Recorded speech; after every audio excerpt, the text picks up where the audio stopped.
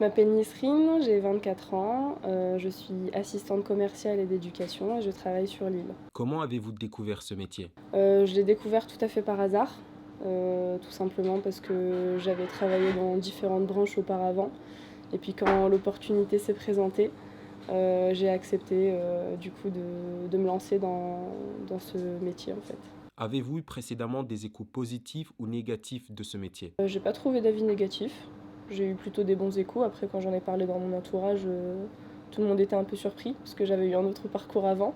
Mais non, que du bon et puis c'était beaucoup de découvertes en fait, pas vraiment de choses négatives puisque au final je connaissais très peu de personnes qui étaient dans ce milieu-là, donc au final je l'ai découvert et puis je l'ai un peu fait découvrir aussi aux personnes qui m'entourent. Donc non, que du bon. Quel est le parcours scolaire qui vous a permis d'accéder à ce métier? Oula, j'ai un parcours scolaire assez atypique. Je suis allée jusqu'en terminale, j'ai passé mon bac STMG. Et puis ensuite, je me suis redirigée vers une autre voie. Donc avant de reprendre mes études, puisque je voulais faire dans l'esthétique, j'ai travaillé pendant à peu près 3 ans dans différents secteurs, des CDD par-ci par-là. Et puis j'ai finalement repassé du coup un diplôme en CAP en esthétique que j'avais obtenu. Je m'étais ensuite spécialisée du coup dans les soins du corps. Donc j'étais esthéticienne, spa praticienne. Et puis j'avais travaillé dedans, j'avais fait de l'alternance dedans. Et puis ensuite, avec le Covid, du coup, forcément, il n'y avait plus forcément d'embauche dans ce domaine-là. Mais j'étais ouverte à toute proposition. En fait, je savais que je ne pouvais plus pour le moment continuer en esthétique. Donc du coup, j'ai postulé un peu partout. Et puis le hasard a fait que j'ai trouvé ce poste. Selon vous, est-il facile de trouver un poste similaire? Non, surtout avec le parcours que j'ai eu, je pense. En général, c'est des domaines bien spécifiques, avec des études exigées. J'ai eu la chance, honnêtement, d'intégrer cette entreprise, justement, parce que j'avais pas du tout ce parcours-là. On m'a laissé ma chance, on a vu de quoi j'étais capable, et au final, j'ai fait mes preuves. Donc j'ai eu un coup de bol sur ce coup-là, et on m'a tendu la perche, au final, je l'ai saisie, c'est vrai. Mais je pense pas que dans d'autres secteurs ce soit pareil, tout simplement parce que encore une fois en fait je pense qu'il y a un niveau d'études exigé, que c'est un secteur bien spécifique et donc du coup peu importe le talent, la motivation du candidat, je pense que justement il y a cette exigence, ce qui peut être normal puisque c'est un domaine spécifique, mais ça dépend. Encore une fois, nous on est CFA donc c'est pas la même chose. Quel est l'objectif de ce métier? L'objectif de ce métier, je pense que déjà, c'est de recruter les futurs élèves en fait, qui passeront leur diplôme en alternance chez nous. Le but, en fait, c'est d'avoir un parcours complet avec eux. Donc, moi, je les recrute, je les interroge, je les prends du coup en entretien, je note toutes leurs envies, tout leur parcours, tout ce qu'ils souhaitent faire, etc. Je les écoute. À partir du moment où ils sont inscrits chez nous et qu'on leur a trouvé une entreprise et qu'ils commencent le programme scolaire ici, le but c'est que sur leurs 2 ans d'apprentissage, puisque peu importe le diplôme passé ici, c'est pendant 24 mois au minimum, pendant leurs 2 ans d'apprentissage, le but justement c'est que déjà on les suive en fait du début à la fin et puis qu'à la fin ils obtiennent le diplôme. Donc pendant ces 2 ans-là, il peut s'en passer des choses. Donc le tout c'est d'être à leur écoute, d'être là en cas de besoin. C'est des jeunes qui démarrent dans la vie active souvent. C'est leur premier emploi après le lycée, etc. Donc du coup, pendant les 2 ans où ils vont être ici, c'est pas juste la partie formation, c'est pas juste la partie apprentissage. Je pense qu'il y a beaucoup d'apprentissage qui... Comment je pourrais formuler ça? Ils vont apprendre énormément de choses en fait juste au contact en fait des personnes qui travaillent ici tout simplement parce qu'on est là pour les conseiller aussi. Donc c'est pas juste pour moi l'objectif final c'est d'en plus de les avoir inscrits, de les avoir accueillis, c'est qu'ils réussissent en fait tout simplement, qu'ils aient un parcours plutôt droit, plutôt tranquille et puis qu'en plus d'obtenir le diplôme, ils apprennent quelque chose en fait de tout ça, ils en retirent quelque chose. Depuis combien de temps exercez-vous votre métier? Depuis quelques mois, là j'arrive sur les 10 mois, donc un petit peu moins d'1 an. Quels sont vos horaires de travail? Alors mon planning a changé, parce qu'au début c'était pas comme ça, mais c'est principalement du 8h30 17h. C'est des horaires cool, après c'est du lundi au jeudi, et le vendredi je fais des horaires un peu plus courtes. Je fais du 9h 15h. Encore une fois c'est un planning qui a changé en fait en fonction de ce que je fais, de ce que je faisais avant, de ce que je fais maintenant. Quel est le critère à avoir pour réussir à ce poste? La polyvalence. Honnêtement, si on ne sait pas faire plusieurs choses à la fois, c'est pas la peine. Moi, je sais que j'arrive pas à me contenter d'une seule mission. Et avec le temps, en fait, j'étais désignée pour un poste et au final, j'ai gratté un peu plus parce que finalement, dès que j'avais fait le tour de ce poste-là et que ma mission était remplie, il fallait que je fasse autre chose. Si on n'est pas polyvalent, si on n'a pas bonne mémoire pour se souvenir de chaque cas, de chaque situation, de chaque élève, de chaque histoire différente, ça va être compliqué. En vrai, il faut savoir toucher à tout, en fait. Comment décririez-vous votre journée de travail à un enfant? Alors, Nisrine va au travail, elle s'assoit sur son bureau, elle ouvre son ordinateur et puis elle travaille de son ordinateur et puis elle reçoit des appels et elle répond à ces appels-là. Elle aide les jeunes à aller à l'école. Quelles sont les tâches à réaliser? Les tâches à réaliser, alors au niveau administratif, déjà il y a le recrutement, ça c'est sûr. Puis il y a aussi les dossiers en fait des élèves à établir, qu'on appelle les dossiers compta, qui regroupent toutes les informations en fait nécessaires pour établir par exemple le contrat d'un élève, etc. Donc on va regrouper tout son dossier d'inscription avec toutes ses informations personnelles. Une fois qu'il a un contrat, il y a ses informations de contrat dedans. Puis comme ils sont en apprentissage, ils signent des feuilles d'émargement tous les mois, donc des feuilles de présence, qui vont nous servir au financement aussi. Donc du coup, ça regroupe tout en fait. Dossier compta, c'est toute la partie administrative, il faut que tout soit bien rangé, dans un ordre précis.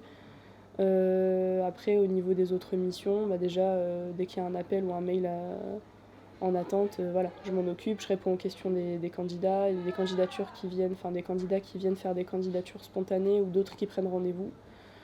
Après, ça va aussi être beaucoup la partie, comment dire, quand il y a cours, ouais, c'est la partie un peu CPE. Du coup, dès qu'il y a des retards, etc., je m'en occupe, c'est moi qui envoie les mails d'absence. Je m'occupe de tout ça, hein. Et puis après, derrière, énormément la partie écoute. La partie élèves qui viennent se plaindre, parce qu'ici c'est le bureau des plaintes, qui viennent se plaindre, mais pas seulement. Ils demandent conseil et puis ils viennent faire des dossiers d'aide financière pour apprentis, hein, des demandes bien spécifiques. Et donc du coup, vu que c'est complexe à monter comme dossier, moi je les aide à le faire, je les laisse pas juste se débrouiller. Et puis je monte les dossiers avec eux, et puis je téléphone si jamais j'ai une question. Enfin, c'est une journée bien remplie, quoi. Tous les jours, je vais retrouver la même chose. Tous les jours, je vais faire des dossiers, tous les jours, je vais faire des aides, tous les jours, je vais faire la CPE et je vais faire leur dossier compta, quoi. Donc, bon, c'est bien. À quoi ressemble votre journée type? Ma journée type ressemble à ça. Je viens ici, je commence. La première chose que je fais, c'est les retards. Donc, moi, j'arrive à 8h30. À partir du moment où il commence à 8h40, 8h45, c'est les retards qui commencent. Donc pourquoi tu es en retard? Enfin, c'est vraiment le premier rôle dans la journée, c'est le rôle de la CPE. Et puis ensuite, à ça vient la rédaction des mails. Les mails que. Voilà, il faut que je réponde à certains mails, etc. Je reçois certains appels ou bien je dois passer quelques coups de fil. Je contacte les employeurs parce que je suis en contact avec eux. S'ils ont des questions, s'ils ont des élèves en stage qu'ils aimeraient bien prendre en contrat, peu importe. Et puis ensuite vient la partie aide, tout simplement, parce qu'à chaque pause, les élèves prennent le temps de venir me voir pour demander. Donc voilà comment ça se passe à peu près. C'est une journée type. Parfois, je me déplace. Parfois, je vais à la rencontre de nouveaux employeurs, tout simplement, parce que c'est la partie recrutement, du coup, qui domine. Mais sinon, une journée type, c'est plutôt ça, mon bureau. Quelles sont les difficultés que vous avez rencontrées à ce poste? Je pense que ça a été l'intégration. Je pense que ça a été compliqué, enfin même j'en suis sûre, ça a été compliqué au début de m'intégrer. Peut-être parce qu'on n'avait pas forcément confiance en moi, qu'on me laissait pas faire mes preuves en fait. Sauf que j'avais besoin de faire mes preuves pour pouvoir montrer de quoi j'étais capable. Donc ça a été assez long au début. Ça s'est fait doucement mais sûrement. Je pense que justement là avec le temps, il a fallu en fait que je galère un petit peu pour qu'on se rende compte en fait que finalement oui j'étais bien à ma place et que j'étais capable d'eux en fait. Quels sont les avantages de ce métier? Les avantages pour moi sont le relationnel. Je parlerai pas pour tout le monde, tous ceux qui font ce métier-là. Moi j'ai la chance d'être au contact avec des élèves en permanence. Je les recrute, je vois leur profil, je discute avec eux. Au final ils se confient à moi en fait. Donc Pour moi, l'avantage, c'est le côté humain.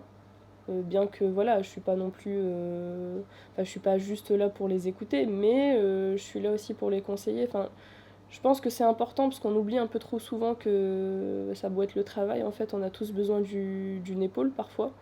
Et que justement, parce ils sont dans un début de vie active, j'espère justement que c'est ça qui vont retenir en fait de leur expérience, c'est le côté aussi écoute, le côté attentionné en fait du CFA, tout simplement parce que des élèves qui lâchent l'affaire et puis qui sont en décrochage scolaire, il y en a énormément. Et j'espère justement qu'en intervenant dans leur vie pendant ces 2 années de BTS ou de bac ou de CAP, on pourra aussi changer quelque chose en fait dans leur tête ou dans leur vision de la vie, j'en sais rien. Pour moi, l'avantage, c'est vraiment le côté un peu. Enfin, j'ai une certaine proximité avec les élèves, on va dire ça comme ça, mais dans le bon sens. C'est-à-dire que voilà, ils savent qu'ils peuvent me trouver en cas de besoin, mais c'est à double tranchant. Cette proximité veut dire que s'ils ont besoin d'être engueulés, je les engueule en fait. Et puis je leur tape sur les doigts. Pour moi, c'est ça l'avantage. Quels sont les inconvénients de ce métier? Bah, les inconvénients, bah, justement, je pense que c'est toujours en rapport avec ça, c'est que parfois on s'implique un peu trop, donc du coup on va un peu trop vivre le problème avec eux. Et parfois c'est un peu les situations un peu miroirs. Des fois on va vivre des choses à travers des élèves parce qu'on les a vécues avant.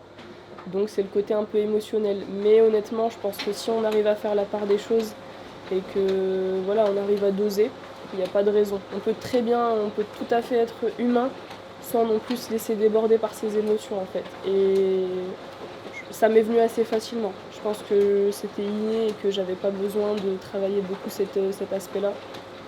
Donc ouais, le désavantage, ce serait plutôt parfois qu'on s'implique un petit peu trop en fait.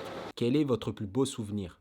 Je pense, parce que j'ai plusieurs jolis souvenirs, mais je pense que c'est un souvenir récent. Je suis récemment partie en congé et je suis partie pendant 2 semaines. Donc du coup, comme j'occupe un poste assez présent, on me voit souvent et puis quand je suis pas là, forcément ils vont le remarquer. Je pense que ça a été quand je suis revenue de vacances et que quand j'ai vu tous les élèves un par un, parce que chaque jour ils ont cours, ils ont cours et ils m'ont dit ouais Nisrine, tu nous as manqué, t'es partie en vacances, on était perdus. Ça m'a fait plaisir aussi parce que j'ai beaucoup rigolé en fait parce que j'avais l'impression d'être là en maman en fait. Mais je pense que c'est un bon souvenir. Il est assez récent donc il est encore très frais donc je peux encore le dire avec les termes employés. J'ai pas l'alarme facile, donc je vais pas dire l'alarme à l'œil, mais ça m'a touchée, dans le bon sens. Je me suis dit, c'est une certaine reconnaissance en fait qui vient des élèves en fait. Moi je me dis, si j'avais pas ces élèves-là, et puis après on va pas se mentir, hein, la sélection elle se fait naturellement, les élèves ils trouvent leur place ou ils la trouvent pas. Il y a très peu d'élèves qui sont partis en fait d'ici quoi. Même s'ils n'avaient pas forcément d'entreprise dès le début, on a voulu voilà, les aider jusqu'au bout, etc. Même si ça prenait 2 mois, ils sont restés le temps des 2 mois. En fait, ils nous ont fait confiance. Et puis, en fait, je ressens une énorme satisfaction, surtout au contact des élèves, en fait. Pour moi, c'est plus que des élèves, en fait. Je sais pas, ils ont leur personnalité, ils ont leur propre... Enfin, c'est des personnages dans ma vie à moi, en fait. Quel est votre pire souvenir? Bon, on va pas dire que c'est un souvenir horrible, hein, mais c'est juste qu'à la rentrée scolaire, je me suis rendu compte que j'avais fait un excellent travail en été, que j'avais recruté en masse. Et donc du coup à la rentrée scolaire ça a été un peu le bordel au niveau de l'organisation parce qu'il y avait 3 fois plus d'élèves, on avait triplé l'effectif. Et donc du coup ça a été le revers de la médaille. J'ai fait un excellent job et donc du coup j'en ai payé le prix en fait. Donc non, c'est pas un... On va dire que c'est le souvenir qui m'a marqué. L'organisation du début quoi. Parce que ça a été spécial, hein. Avec 3 fois plus d'élèves, ça a été autre chose quand même. Quel est le salaire à ce poste? Alors ça varie d'un poste à un autre. Ça peut être entre un SMIC, donc 1 250 € net, et 1 600 € à peu près. Tout dépend de l'entreprise. Quels sont vos rapports avec vos collègues? On a une bonne dynamique de groupe. On a pris nos marques chacun notre tour. Moi je suis une des dernières arrivées, donc forcément ça a été un peu compliqué. Mais on a une bonne dynamique, on communique bien, et puis il y a de la bonne entente. C'est aussi bien avec les collègues qu'avec les élèves, quoi. Donc ça va, ça se passe assez bien. Comment votre métier est perçu par votre entourage? Il est perçu comme assez compliqué, ce qui me fait rire parce que pour moi c'est très, comment dire? Je suis pas stressée en fait quand je viens ici. Quand j'ai beaucoup de choses à faire, au contraire, ça me motive parce que je déteste faire une seule chose. Mais il est perçu vraiment comme compliqué par mon entourage. C'est oh là là, les bureaux, et puis les contrats, et puis ceci, et puis cela. Oui, mais en soi, pas tant que ça. Pour moi, en tout cas, ça l'est pas du tout. Attention, je sais très bien qu'une autre personne à mon poste serait complètement débordée. Mais c'est parce que j'arrive à jongler entre plusieurs tâches. Mais c'est marrant. Je trouve ça drôle. Quels sont les débouchés possibles du métier? Les débouchés possibles, ça peut être ben forcément, on est dans la partie RH. Après, donc c'est tout ce qui va être recrutement, ça va être possible. Après, ça peut être aussi en rapport avec les plateformes de l'Opcommerce, qui sont les plateformes de financement en fait pour les contrats d'apprentissage. Pourquoi pas des débouchés dans ces secteurs-là? Après, j'en suis pas sûre. Mais je pense que les débouchés sont multiples, ça dépend. Si je compare à ce que moi je fais, les débouchés peuvent être multiples. Après, j'ai mes collègues qui sont formateurs, mes collègues qui sont commerciaux, donc je peux pas parler en général. Mais vis-à-vis de ce que je fais, ouais, c'est dans le domaine de la RH, ouais, ça peut le faire. Il peut y avoir des débouchés, ouais. Quels sont les conseils que vous pouvez donner à une nouvelle recrue? Être très attentif. Encore une fois, savoir faire beaucoup de choses à la fois. Donc forcément, si la nouvelle recrue est une femme, ce sera plus simple. Mais sinon, en règle générale, je dirais savoir jongler en fait, vraiment. C'est la polyvalence. Franchement, pour moi, c'est le mot-clé. Faut savoir jongler, s'organiser, de sorte à ce qu'on sache faire 3-4 choses en même temps en fait. Et que ça soit pas stressant, que ce soit pas étouffant. Moi, j'arrive à jongler là-dessus et j'ai pris ce rythme-là en fait. Ce poste, il a été, comment dire, il y avait personne avant moi à ce poste. Il a été créé en fait pour moi, et donc du coup, je l'ai modelé d'une certaine manière. Donc je sais que si une personne, par exemple, passait derrière moi et venait faire la même chose que moi à mon poste, je sais que j'ai fixé la barre haut parce que moi-même, je m'impose en fait des, des objectifs. Mais du coup, c'est surtout ouais, la polyvalence. Polyvalence, être multitâche. Sinon, c'est pas la peine. Un seul boulot en même temps, non, c'est pas le poste de Nisrine, ça. Avez-vous un message à donner pour ceux qui souhaitent réaliser ce métier? Avoir un bon relationnel, aussi bien avec les clients qu'avec les candidats en fait, qui viennent s'inscrire, tout simplement, parce qu'il faut établir une relation de confiance. Il faut que ça vienne naturellement, c'est pas quelque chose qu'on force, ça se remarque de toute façon et ça se ressent. Donc avoir un bon relationnel, être assez à l'aise en fait au contact, tout simplement. Et puis se lancer, ne pas avoir peur en fait de parler avec les employeurs quand c'est la première fois qu'on va faire des contrats, etc. Ou bien d'établir des contrats avec les candidats. C'est des contrats tripartis, donc il y a plusieurs personnes investies dans ce contrat-là et impliquées. Ne pas avoir peur, juste y aller au culot parfois, c'est important. Quand on sent une bonne affaire et qu'on sent un bon contrat ou un bon élève qui pourrait aller dans telle entreprise, se lancer, tenter. Et voilà, saisir sa chance. Faut pas avoir peur, faut pas se dire non, je vais me contenter de ça parce qu'on m'a dit de le faire en fait. C'est bien, faut se contenter de ce qu'on se dit, mais pas toujours. Enfin, c'est bien aussi d'être culotté. Cette interview touche à sa fin. J'espère qu'elle vous a permis de découvrir la réalité terrain de ce métier. Si vous jugez que cette vidéo a été utile, n'hésitez pas à interagir avec elle pour qu'elle soit suggérée plus facilement à ceux qui en ont besoin. Ajoutez à ça, n'hésitez pas à vous abonner pour ne pas rater la suite des interviews à venir. On vous remercie d'avoir suivi cette vidéo jusqu'au bout et à très bientôt.